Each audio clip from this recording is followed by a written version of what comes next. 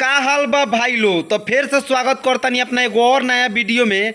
तो आज फिर अंत तक बना रही लो, ठीक बा। काहे कि आज हम बात करे वाला बानी खेसारी लाल एंड पवन सिंह के ऊपर। तो हाँ भाई, अगर तोहनी का चैनल पर नया होक लोगिन तो चैनल को सब्सक्राइब कर लियो लोगिन, और साथ में जौन बेल बेल आइकन बानू ओकरो को ऑल पर सेट कर लियो लोगिन, ठीक बा नो। काहे कि हम ना ऐसा प्लाई के वीडियो ना डालत रहे नी। तो चले के बिना कोनो लाड़वा लहसुन के कल जाओ आज के बकचोदी स्टार्ट। जय हिंद दोस्तों। लाखों में एक बाटे हमर जवानी, तो लाखों में एक बाटे हमर जवानी। तो हर जवानी में कौन खूबी बा जे लाखों में एक बा। जनी गिरावा बाबू मुहवा से पानी। तो ए भौजी, तू ऐसा देखबू नु तो मुँहवे से छोड़, कहीं और से भी पानी गिरे लगी।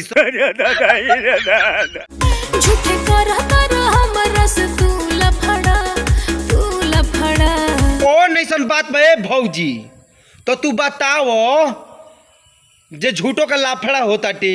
हे गोरी तोर लाल घाघरा, ए गोरी तोर लाल घाघरा। ए खेसारी भाई, लाल घाघरा का कोइले बा हो? कहीं साण तो पर नहीं खस टूट गएल।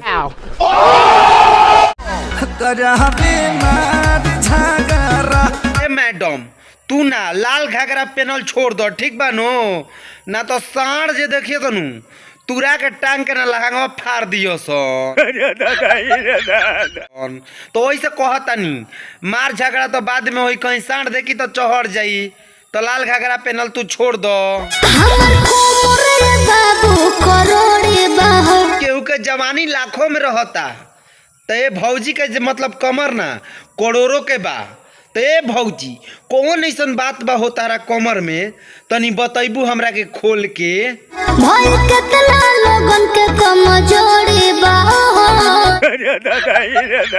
तो ना वैसे देखबू मतलब खोल के, तो हिलैया से तो कमजोरी ना तकर बहन चोद करी हेल्थ बड़ी का हो।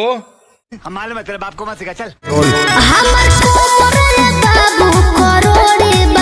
अब मालूम बा तार कमर देख के ना, जब लइकवा हिलावे सन।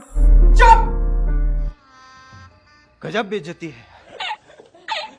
हाँ तारे चलते टीवी धरता है। बिल्कुल सही बात को एक खेसारी भाई। ई भौजी के देख के ना वीडियोवा लइका हिला हिला के ना टीवी पकड़वा लेता रसन। तो देखो भौजी, तू तो रसदार बढ़ नहीं बाड़ू, लेकिन कोमल कली नहीं खू। काहे कि पेलवा के ना तू मुरझाइल फूल हो चुकल बाड़ू।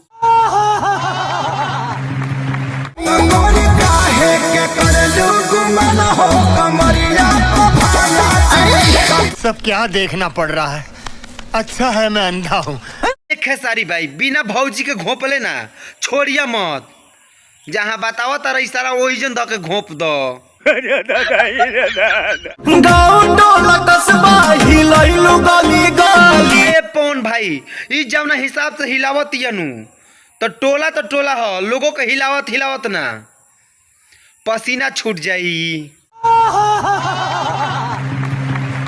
देखो तो बहु के लोगवन में मच खला बाली। पवन भैया, हम तहरा से कहतानी भौजी के देख के ना खाली खलबलिए ना मचत होई, लोग के खड़ा भी हो जात होई। भाईल बवाल हो बंगाल अगरा। तू आगरा के बात करत रहे पवन भैया। भौजी के लगे ना उ समुंदर बा जेमे बहुत लोग घूमे जा सकताटे। समझ रहे हो? समझ रहे हो आप? समझ रहे हो? कइले बा कमाल हमर लाल घाघरा। हमर लाड़ घाघरा एक बहिन चोदते नहीं, सीधा कहो ना लोग देख देख के हिलावेला।